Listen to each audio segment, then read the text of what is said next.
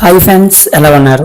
ఈరోజు మీకు ఈ వీడియోలో మనం వాడుతున్న రెడ్మీ మొబైల్స్లో యాప్స్ అనేది ఎలా లాక్ చేసుకోవాలి, ఎట్లాంటి ఎక్స్టర్నల్ యాప్స్ లేకుండా డైరెక్ట్గా మన రెడ్మీ మొబైల్లో ఇచ్చే ఆప్షన్స్తోనే యాప్స్ని ఎలా లాక్ చేసుకోవాలి, అలాగే యాప్స్ని ఎలా హైడ్ చేసుకోవాలనే విషయాన్ని కూడా మీకు ఈ వీడియోలో చెప్తాను. సో దానికోసం మీరు ఏం చేయాలంటే సెట్టింగ్స్పై ఓపెన్ చేయండి. పైన చూడండి, ఇలా స్క్రోల్ చేసిన వెంటనే గేర్ బాక్స్ ఉంటుంది, దాంట్లో క్లిక్ చేసిన సెట్టింగ్స్ ఓపెన్ అవుతాయి. సో మీరు డౌన్ స్క్రోల్ చేసినట్టుకుంటే యాప్ లాక్ అని కనిపిస్తుంది. యాప్ లాక్ పై క్లిక్ చేసిన వెంటనే టర్న్ ఆన్ చేయండి. టర్న్ ఆన్ చేసిన వెంటనే ఇక్కడ మీరు మీ యొక్క దీనికి ఒక ప్యాటర్న్ అనేది క్లిక్ చేసుకోవాల్సి ఉంటుంది. సో మీ యొక్క ప్యాటర్న్ అనేది ఇచ్చుకోండి ఇక్కడ మీరు. సో ప్యాటర్న్ ఇచ్చిన వెంటనే మళ్ళీ రెండోసారి అడుగుతుంది, మళ్ళీ ఎంటర్ చేయండి. ప్యాటర్న్ పై క్లిక్ చేసిన చేంజ్ ప్యాటర్న్ ఎక్కువకుండా పిన్ కూడా ఇచ్చుకోవచ్చు. పైన చూడండి చేంజ్ పాస్వర్డ్ ఉంది కదా, దానిపై క్లిక్ చేసిన అంటే ప్యాటర్న్ కానీ పిన్ కానీ పాస్వర్డ్ కానీ ఏమైనా ఇచ్చుకోవచ్చు మీరు. సో నెక్స్ట్ పై క్లిక్ చేయండి.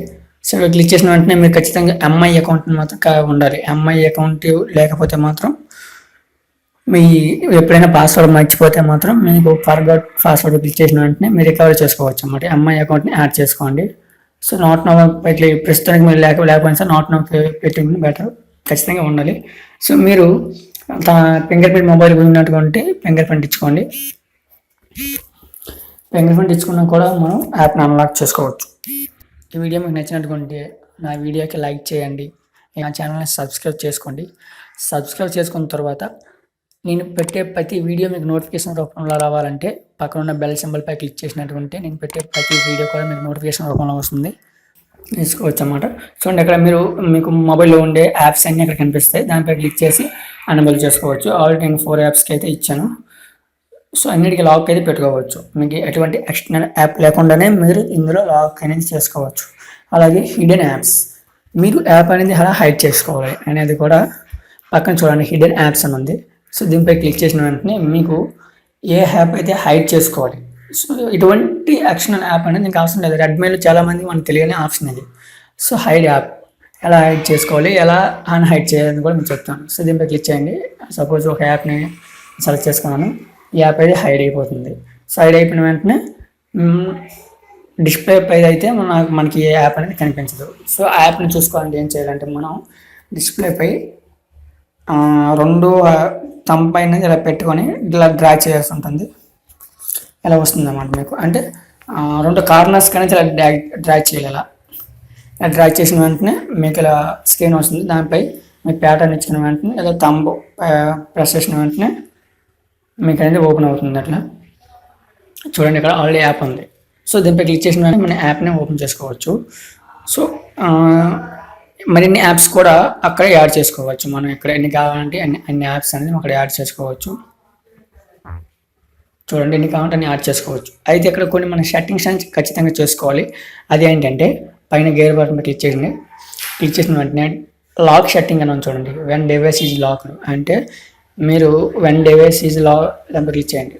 వెన్ డివైస్ ఈజ్ లాక్డ్ పై క్లిక్ చేసారా సెలెక్షన్ చేసుకున్నారంటే మీరు యాప్ అనేది ఒకసారి లాక్ అయ్యింది, లాక్ ఓపెన్ చేశారనుకోండి, యాప్ ఓపెన్ చేసిన వెంటనే అన్లాక్ చేస్తారు కదా. అన్లాక్ చేసిన వెంటనే మరి తిరిగి మీ యాప్ని మనం మినిమైజ్ చేసిన యాప్ని ఎన్నిసార్లు ఓపెన్ చేసినా సరే అది లాక్ అయితే పడదు. సో ఎప్పుడైతే మీరు పవర్ బటన్ క్లిక్ చేస్తారో అప్పుడు మాత్రమే అది లాక్ పడడం జరుగుతుంది. సో అంతవరకు లాక్ అనేది పడదు. సో అది మీకు సెక్యూర్ కాదు. సో మీరు ఎప్పుడంటే